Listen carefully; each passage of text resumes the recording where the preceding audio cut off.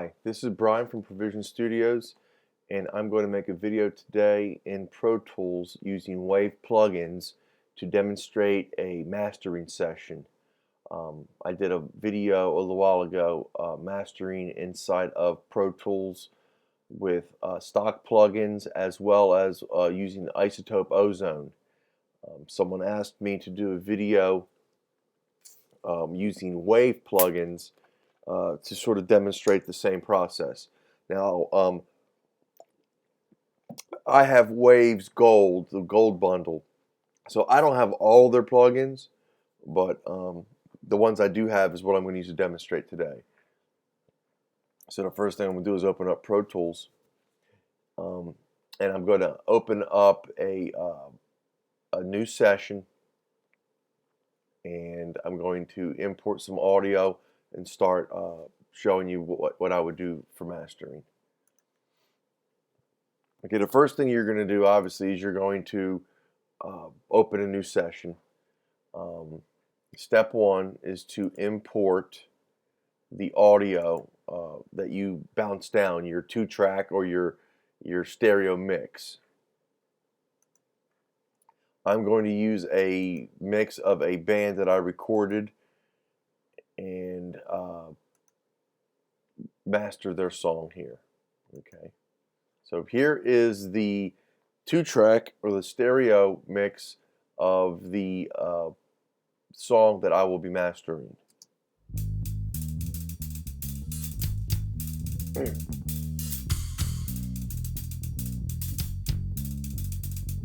Why so ashamed? I'm not the one who blamed this song. Okay. Alright, so the first thing I'm going to do is I'm going to create a stereo aux track as well as a stereo master fader. Okay, so I have my 2-track, my submix, and then my master. So I'll name that submix, and we got master. Okay, the submix for the I/O, the input and the output. The input, I'm going to use my submix, and it will be routed into the master bus. The audio track that I will be mastering, I want it to go into the submix. So its output is submix that'll feed into the submix bus and then go into the master bus. Okay, so now what I want to do is, because I'm mastering and I'm going to be using compression and limiting, which are forms of level manipulation, I am going to find a section of the song that is pretty loud, and I'm just going to sort of loop that.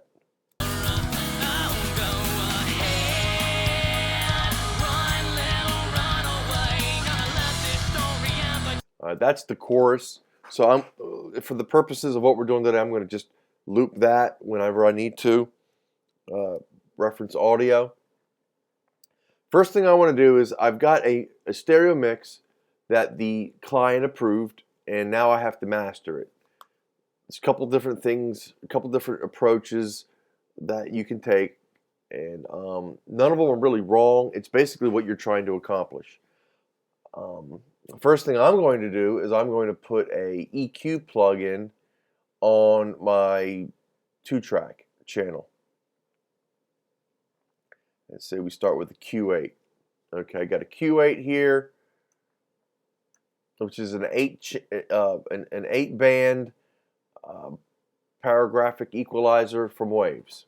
Okay, so the first thing I want to do is add a little high-end lift. I'm going to make this a high, I'm sorry, not a high pass, a high shelf. I'm going to boost it around 1.5 dB. Okay. Next thing I'm going to do is I'm going to notch out a little bit of mid-frequency mud. Not that there's any, but just saying. We'll make sure it's a wide Q. So the lower the number, the wider the spread. The higher the number, the more narrow the bandwidth is. So you can see if I go at like a 94, obviously I would never, I would do that if I wanted to notch out a problem frequency. But here you can see how narrow this notch is. The lower the number, the wider the band. Anyway, okay. I'm not going to show that's not the purpose of today's video, is to show you how to use EQ, but I just wanted to show the difference of that right there. We'll take this back up to where I want it. Okay.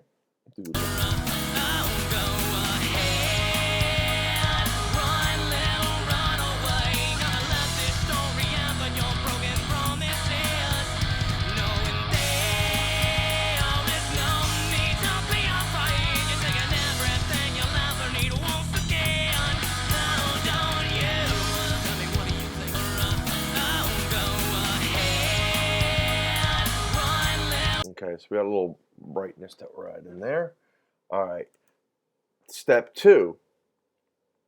We've got an EQ on our 2 mix, our stereo mix, that sort of is, now that we're listening to our mix without all the plugins and all the tracks, we can sort of just sit there and just listen to the song. Maybe we've taken a week or 2 away from the mix, and we're hearing things now that our ears may not have heard, when we were first preparing the mix for the client. So anyway, so that's why you're going to put a little EQ there. It's natural to sort of, especially if you got multiple tracks, you want to sort of tie them in. So you would do maybe a different EQ on each track. Next thing I would do is I would go with a compressor. One option is the C1, which is perfectly fine. You can use a C1 compressor. For this purpose, I'm going to use the C4. The C4 is more like the dynamics processor inside of Isotope Ozone, which is a multiband compressor. The reason I like using multiband compressors is they act like multiple EQs. You've got each frequency range that you can adjust based upon the type of song you got. So from here, from 16 to 92, this whole area right here is going to control that frequency range. From 92 to 4000, this midsection is going to control this entire frequency range, and so on and so forth. You've got your gain, your range, your attack, and your release. So these are all pretty much just like the 4 main features you would find in any compressor, but you've got 4 of them. So it's like having 4 compressors in one, and you can dial into a certain frequency range. That's why I like using a multi-band compressor. You get the advantage of having the compression, but you get to dial it in on the section you want. So if you want more compression on your low end and less on your high end, so you want to really make that, maybe your low end pump a little more, you can dial in a different kind of compression on your low end than you do have on your high end. All right. That being said, you can also look at presets. Now, presets are a good way to start, especially if you're not really sure how something works. What I like to do is if I ever get a new plugin, I like to go through the presets and see what they do. How does one preset, when I click on it, what settings does it change? How do those settings react when they're changed over a different style of music? So I'm not saying don't use presets. What I'm saying is learn from a preset. Learn not to rely on them, but use them as a way to jumpstart your mix. That being said, I'm going to play a little bit of this back and see what we got here. Run, little run away. Gonna love this story, but you're broken promise.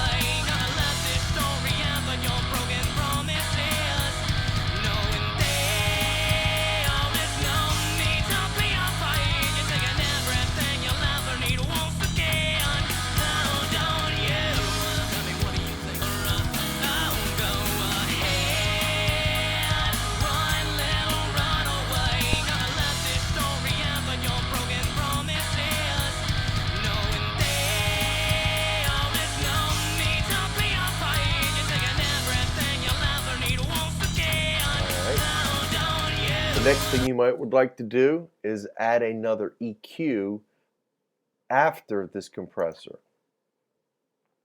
One reason might be that after you have instantiated, let's say, some compression onto a track, now your low end may be a little bit too boomy. You still want to have that low end punch. You just don't want to have that boom. You can control that by putting an EQ after the compressor, or anything that the compressor adds that you don't want. You can put an EQ after it to sort of minimize the effect of that compressor. So in this case, I will put a high pass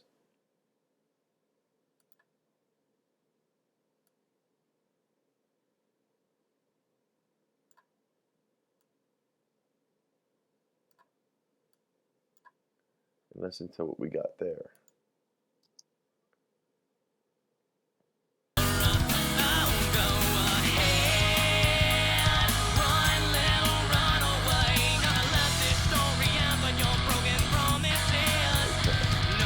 Now the final thing I'm going to put on my mix bus or my submix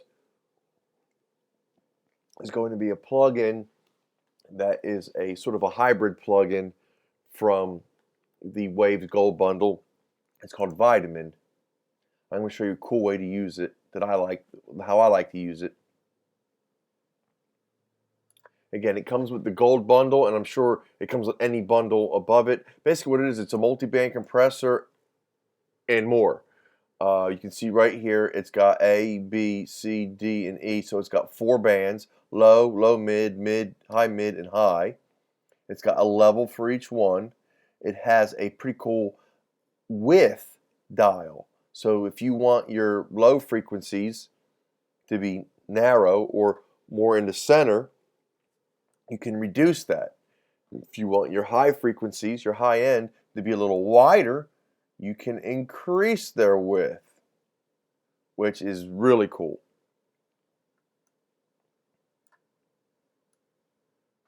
The way I do it is I solo a frequency, and then I slowly introduce each different range back into the mix until I hear what I want.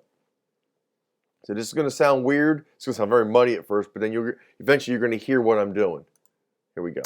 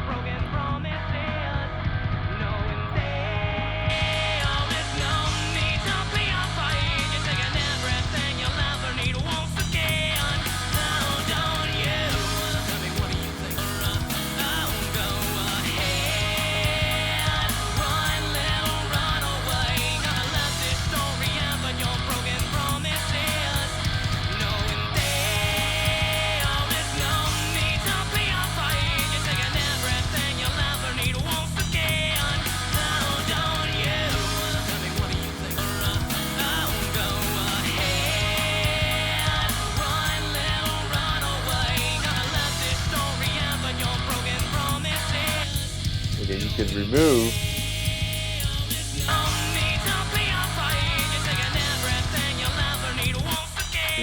certain frequencies to hear how other bands are reacting. You just want to hear your high end.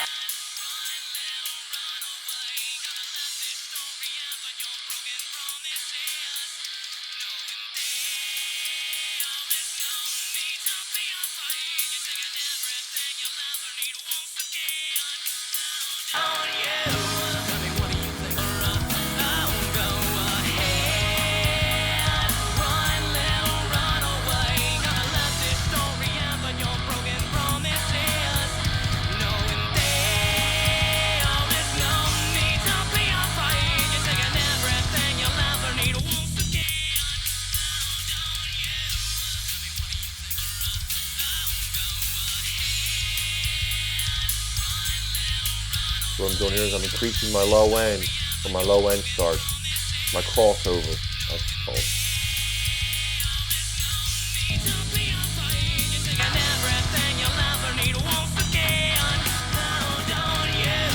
Okay. All right, that being done, now I'm ready to move on to my final. I'm going to put a metering plug-in on there. I like to use the BrainWorks BX meter. I know this is not a Waves plugin, but there are plenty metering plugins out there that you can use. I'm not going to say that you need to use a Waves. In fact, Avid comes with its own that you can use as well. You can go Avid Master Meter. You could use this just to meter what you're doing with. It's a matter of preference. I always like to use the BrainWorks BX meter. Okay, so basically, what the purpose of this right now. If you want to see what kind of gain we've got, where our peak is, and what kind of dynamic range we've got going on. So we're at -19, -18 RMS. Our peaks are at 4.6, 4.4. We got a dynamic range of around 8 to 7.5. Pretty good. We are now going to put in the Waves L1, and I'm also going to put in the L1 Ultra Maximizer. I'm only going to use one right now, but I'm putting them both in there because I'm going to show you two different approaches to this. But I'm going to start with the L1. Okay, threshold is the level at which the limiting begins. Output ceiling is where your peaks will stop at. So -0.3 means that this peak right here, once I hit play, this is going to go up to -0.3 on both sides because my limiter is going to control where my level stops at. You want to use minimum attenuation. We don't want to over squash it. And I'm going to show you what happens. The link button pulls both the threshold and the output ceiling down at the same rate, so we can hear how the limiter is affecting the music without hearing an increase in volume, which is very handy. I'm going to show you how that works right now. So you're going to put your mouse on the link button and you're going to pull down. Okay, so it's point, click, and drag. Okay, here we go.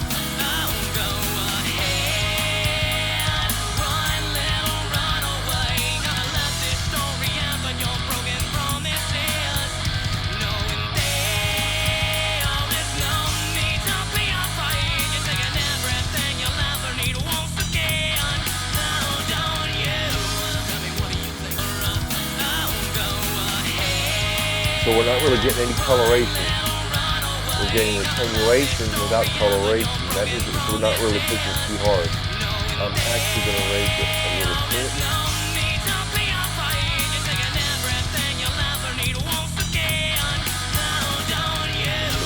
Okay. Now what I'm going to do is I'm going to start raising the output ceiling. And that is going to increase the level of the mix dramatically. And you're going to start hearing the song get very loud, because at this point we are now allowing the limiter to breathe. We're not sort of crushing the mix anymore and keeping it at -8. We're allowing it to open up.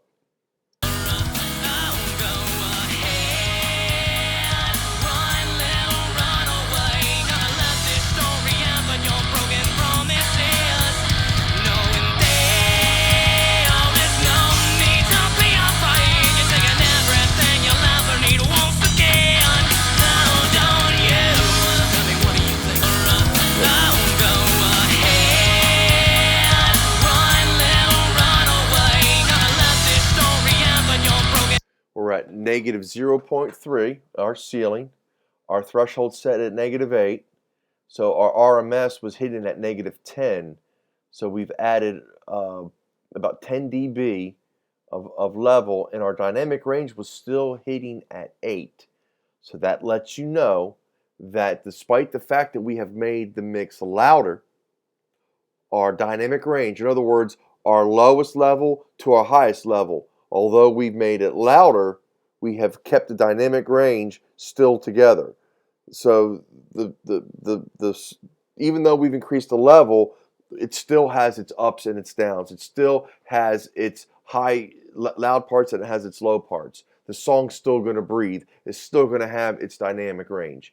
And that is key because that is what allows a song to be listened to over and over again without causing ear fatigue. If you hear a song that's slammed, it's constantly loud, it's just da da da da da da da da da da da, just repeatedly, your ears don't get a break, and eventually what happens is your ears just get tired, and you may not even realize it, but you're like, hey, I don't even want to listen to music anymore. It's pretty much your brain's telling you to turn it off. Okay, our ears have had enough.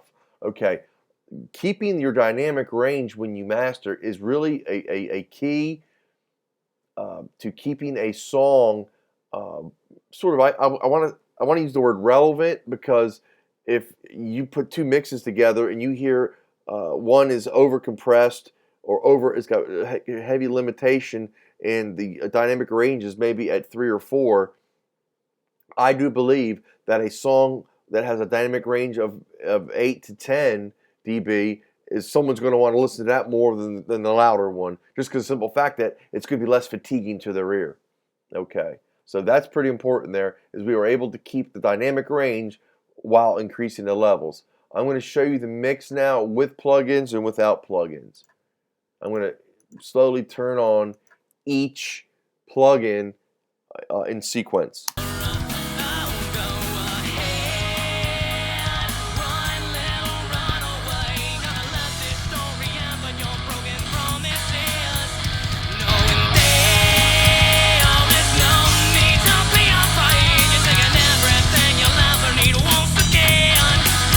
And there you go. That's a basic mastering inside of Pro Tools with Waves plugins. I'm going to be honest with you. I am literally listening to this on these earbuds, so I would not say that this is really good mastering. It's hard for me to even tell if any of this stuff really is having an adverse effect, because again, I'm not really getting good bass response here. But I'm just trying to show you the concepts and some techniques that you might want to employ. Okay, when you're done with this, when you're satisfied with what you have, the next step is to bounce down your mix. You go File, Bounce to Disk, Wave, Interleave, 24-bit, Mastering Demo's good. I'm going to bounce this to my desktop.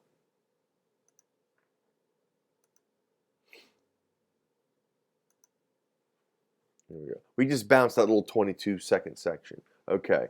Now, I had it at 44.1 wave file at 24-bit because I'm not going to use that file to burn to disk. I'm going to go to use another third-party program to actually make my burn my CD with, because Pro Tools at this time does not allow you to do that. So I save that for later. I still want to have a good high-quality file, high-res file, before I go to 44.1 16-bit, which is what the resolution is for a CD. If you wanted to make an MP3, then directly from here, you want to go to MP3, you go File, Bounce to Disk. Under File Type, select MP3. You'll see it automatically goes to bit depth of 16 and 44.1K, mastering demo _1. You're going to come up here with your MP3 encoder settings. You've got fast encoding speed is fastest, which gives you a lower quality but a faster processing. Or I always choose slowest, which gives you a higher quality encode. Okay, your bit rate 320 is the highest, and 128 probably would be the lowest you'd want to go to still maintain a high quality MP3 file. And then here you would put in all your tag, your your ID3 tag information, and you would click OK. All right, so that's how you would do an MP3. All right, now I want to show you another concept real quick, which is I'm going to turn off the L1 and I'm going to turn on the L1 Ultra Maximizer. I'm just going to match these settings real quick. -8, -0.3. Okay.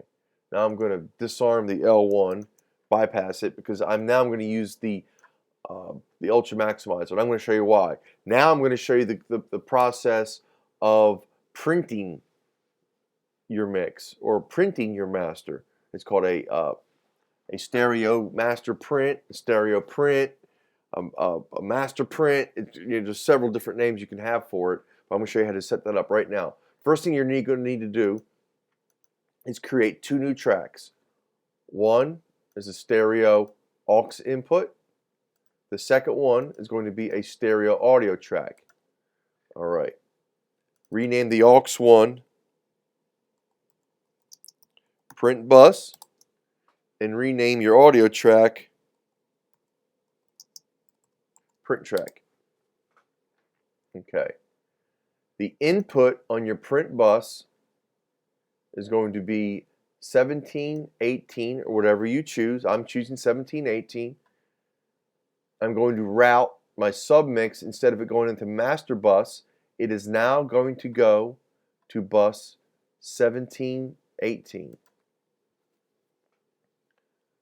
Okay. The output of my print bus is going to go to my print track.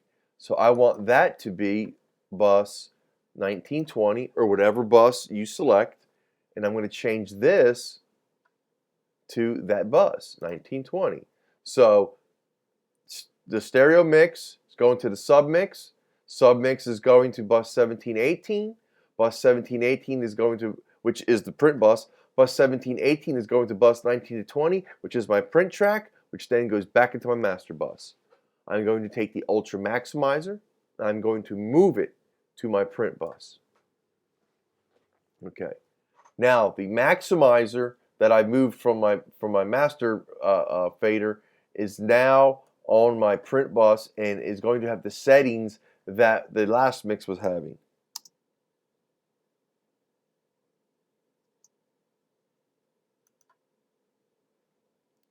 If you go to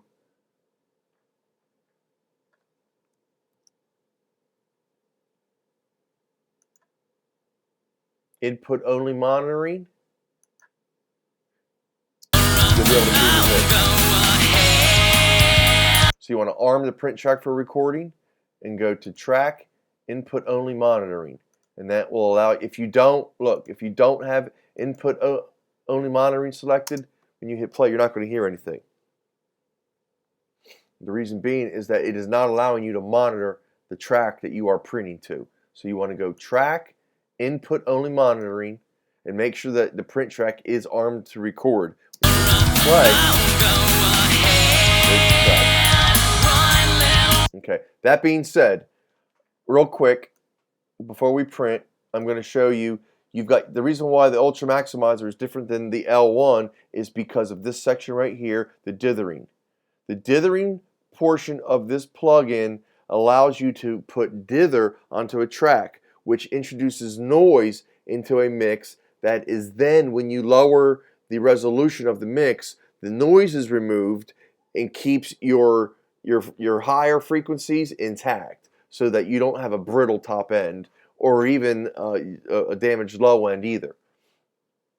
So you would quantize down to 16 bits if you are in fact going to CD. Your dither type you can select between dither 1 and dither 2. Your shaping can be normal, ultra, moderate, normal, or ultra. And then the domain is digital or analog. And that just, the digital or analog domain gives you the sort of the environment that the dithering is created in. There's a matter of preference. So for this case, I'm not going to introduce any dithering or I'm not going to quantize the track, because again, I'm using a third party program to put my dithering on when I bounce to disk. But this is where you would do that at, and you want this to be your last step when you bounce. Okay, so all right, we're all set up. We've got our track armed. I'm now going to hit the record button and hit the play button to record the mastered mix onto my print track.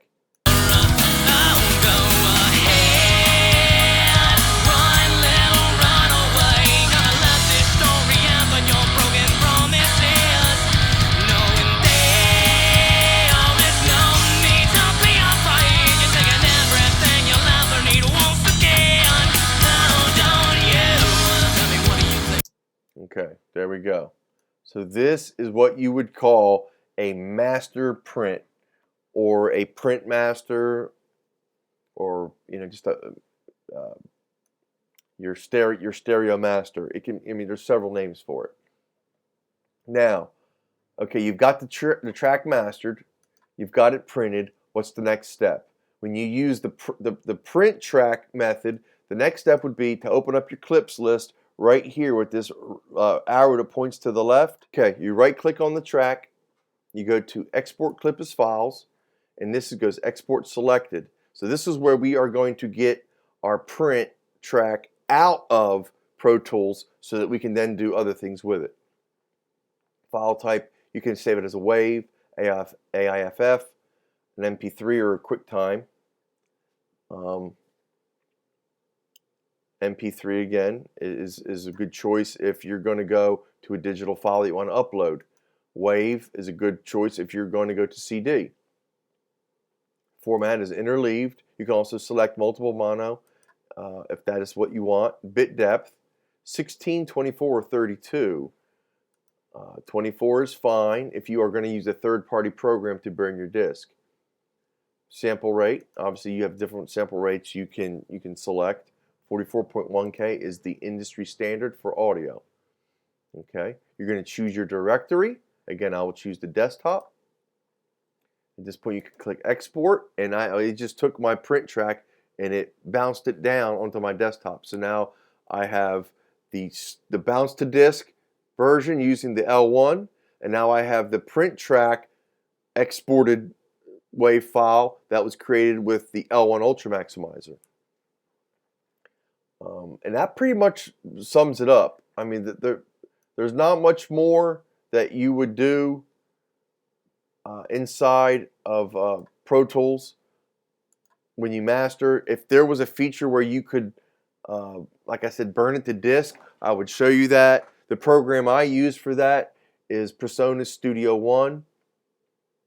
As a matter of fact, PreSonus Studio One is the program I master in. I don't master in Pro Tools. I track and mix, and those are the three phases. You record, mix, and master. So if you have any questions, just email me, brianbuckalew@yahoo.com. That's BrianBuckalew @yahoo.com. You can also put a comment here in the below the description on this video, or you can visit my website, provisionstudios.com. Look at some of my content there. Message me there as well. PROVIZIONSTUDIOS.com. Thank you very much and have a great day.